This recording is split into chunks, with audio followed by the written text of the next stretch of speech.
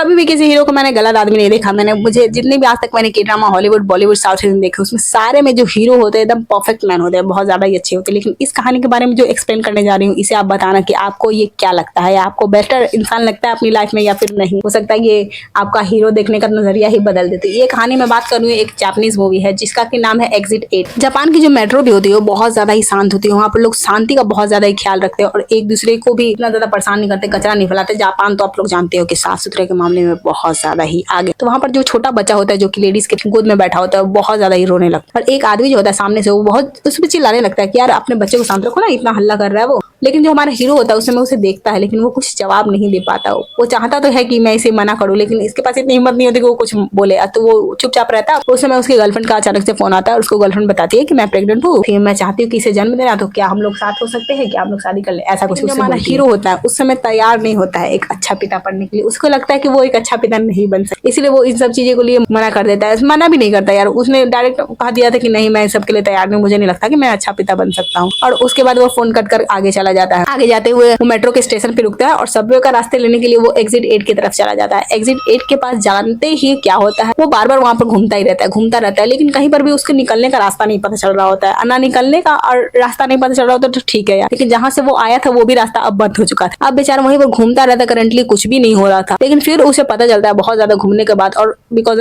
एक और बात मैं बता दूं, जो हीरो है उसे सांस लेने में दिक्कत होती है, वो मतलब वो बीमार है, तो वो बहुत देर से उस जगह पे घूम रहा होता है तो बहुत ज्यादा ही थक गया होता है। और फिर उस वहां पर बस एग्जिट 8 दिखाई देता है और एग्जिट 8 के ऊपर से जब देखता है तो वहां से अचानक से एग्जिट 8 के ऊपर से ब्लड गिरने लगता है और ब्लड गिरता है तो वो पीछे की तरफ भागने लगता है। पीछे की तरफ भागता है तब देखता है कि अरे वहां पर 1 नंबर शो कर रहा था जो कि कुछ समय पहले 0 शो कर रहा था। तो मतलब अब इसे पता चल जाता है थोड़ी बहुत। उसके बाद वो फिर जाकर और भी जांच पड़ताल करने लगता है एग्जिट 8 में। तो वहां पर एक नोटिस चिपका होता है जहां पर कि सारे ये एक गेम होता है, ये या फिर गेम बोल सकते हो या फिर एक टाइम लूप होता है, ऐसा बोल सकते हैं, जहां पर कि हमारा हीरो फंस चुका होता है। और वहां पर उस गेम के सारे कंडीशन लिखे हुए थे कि जब भी कुछ आपको अननोन चीज दिखे या फिर कुछ अजीब ही दिखे इस स्टेशन तो आपको क्या करना है, पीछे भागना है। और आप पीछे भागते हो तो आप अपना एक लेवल कंप्लीट कर चुके हो। हमारा हीरो तो एक लेवल कंप्लीट हो चुका होता है। फिर वो वापस से आगे घूमता है और वहां पर देखता है कि सामने से एक आदमी आ रहा होता है। वो हर बार आता है, मतलब कि 8 जितने बार भी वो गेम चल रहा होता है तब तक वो आ ही रहा होता है अंदर। अब वो आदमी आता है लेकिन उसे रोकने की कोशिश करता है लेकिन वो रुकता नहीं और किसी से बात भी नहीं करता, एकदम रोबोट की तरह वो चल ही रहा होता है, चल ही रहा होता है। फिर आगे जाता है, थोड़ा सा देखता है कि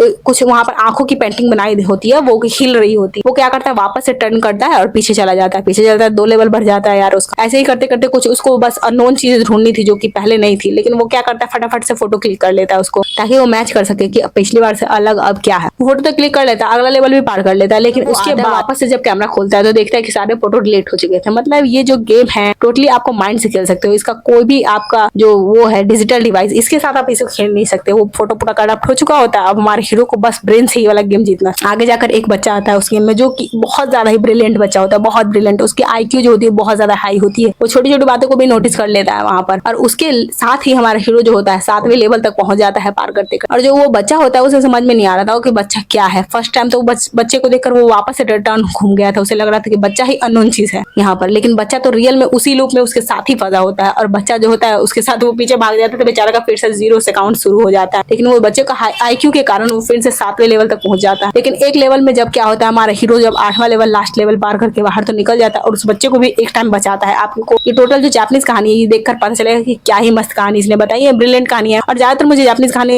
एलिस इन बॉर्डरलैंड मैं बोलूँ तो बहुत ज्यादा ही बेटर कहानी है, आपको एक बार इसे ट्राई करना चाहिए। तो ये भी एग्जिट 8 जो है ये भी एक मूवी होने वाली है, तो आपको बहुत ज्यादा समय नहीं लेगी, आप इसे ट्राई कर सकते हो। और इसका कंसेप्ट, इसका लास्ट जो थ्योरी है इस पे आप अलग अलग अपना दे सकते हो ओपिनियन, जैसे कि कुछ बताया नहीं गया कि गेम था या फिर टाइम लूप था या फिर ये सब जो थी कि हमारे हीरो के ही दिमाग की उपज थी। और बेसिकली ये गेम सिर्फ इसलिए खिलाया जा रहा था ताकि हमारा जो हमारा हीरो है वो मेंटली प्रिपेयर हो पाए कि वो एक फादर बन सकता है। वहां पर उस बच्चे की बहुत ज्यादा केयर करता है, एकदम उसके पिता की तरह। और एक समय में आपको पता चलेगा, छोटा सा बच्चा होता है, हमारे जो हीरो की जो गर्लफ्रेंड होती है उसे देखकर मम्मी बोलता है। यानी कि ये भी पहलू बन सकता है कि ये हमारे हीरो का ही बच्चा हो जो कि फ्यूचर से आया हो। और फ्यूचर में एक छोटा सा आपको क्लिप भी इसके अंदर में दिखाया जाएगा कि जो ये बच्चा है वो हमारे हीरो के साथ इन फ्यूचर खेल रहा है, उसकी गर्लफ्रेंड भी उसके साथ में है और उसकी गर्लफ्रेंड उसको बताती है तुम आज इसको बचाओगे कल ये तुम्हें बचाएगा। और वही जो बच्चा होता है हमारे हीरो की हेल्प कर रहा होता है उस लूप से निकलने के लिए। तो इन फ्यूचर ऐसा हो सकता है कि हमारे मेंटली प्रिपेयर करने के लिए कि तुम फादर बन सकते हो, इसके लिए इसके दिमाग के साथ कुछ गेम चल रहा था ताकि ये इस अपने जो